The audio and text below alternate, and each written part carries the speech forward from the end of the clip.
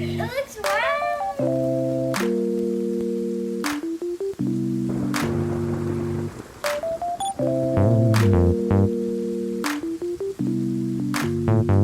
Hey guys, it's Picasso here. Today I'm going to show you guys how I set up my indoor photography studio, question mark.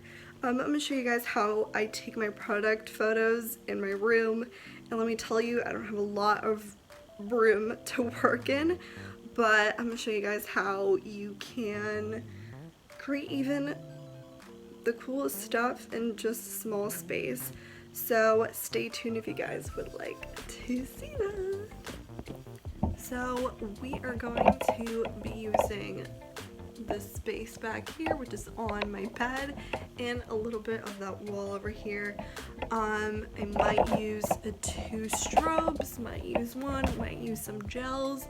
We will see, we will figure that out. We are going to be using, we're going to be using my Canon 6D Mark II with my new handy dandy Sigma 105mm. And if you did not watch that review video, please do, because I created some of my best work with this lens. So, and with that, here is our model for today. This is my mom's birthday present, and we're gonna use that as a prop. We got the Chanel bottle here, and I'll show you guys my setup. So I decided that I'm going to be using window light as my only source of lighting for this studio shoot. And honestly, you don't need some strobes. You don't need a crazy lighting setup to get amazing photographs. And I'm going to be showing you guys just how I do that with some sketch paper, some window light, and boom, you got an amazing product shot. So stay tuned for this technique. Alright, so here we got our handy dandy sketch paper. I'm just gonna open it to a blank page. And we got some beautiful window light coming in front of me and right next to me. So it's gonna bring in some beautiful light coming from this side and some shadow coming from this side. Alright guys, so this is our first setup of the day. I have a beautiful window light coming from this direction and from this direction, and there's much darkness coming from this direction. So you're gonna see from the photograph a gradient from light to dark, and that's what makes a product shot look amazing. You have some contrast, you have a beautiful gradient, not too much brightness coming in and not too much darkness. So I'm gonna show you guys what I come up with.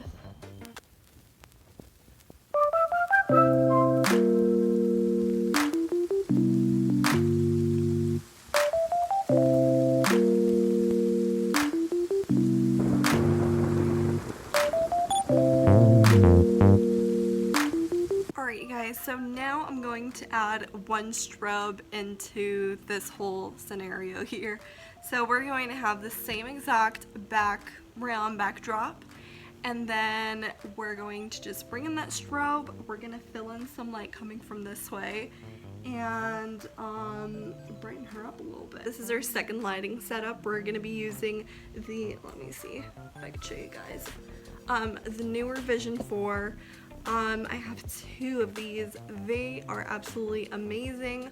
You can use these outside, you can use these inside. You don't have to plug them anywhere, just charge the battery pack that is up here. Alright, so we got the strobe here. I don't know if you can see it. Maybe I can. Oh. We got it here, and we got our product here. So I just turned on my trigger for this bad boy, and we're gonna take some photos. So we'll see what we come up with. Sometimes, like, you only need 1 light. I know that having multiple, seeing other photographers use multiple lights, it's a little bit scary. But honestly, sometimes all you need is 1. I think it's better if you use 1 light. I really like the gradient and the contrast that one light brings into your whole setup. 2 lights, I feel like that's the max for me as a photographer. I feel like 2 lights is enough. But yeah, I'm just gonna show you guys what I come up with this lighting setup.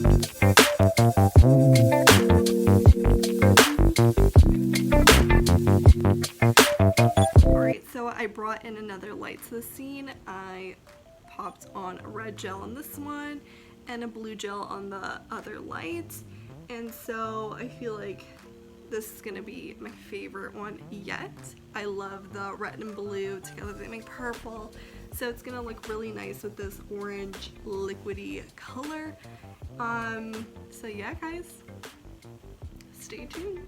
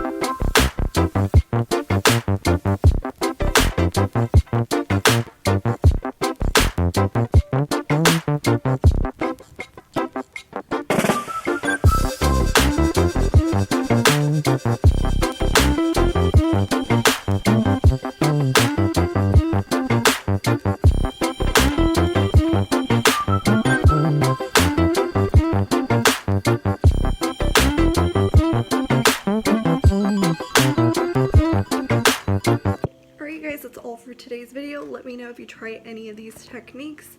Tag me on Twitter, tag me on Instagram at Picasso, and show me your BTS photo with your final photo. And I'll see you guys in the next one.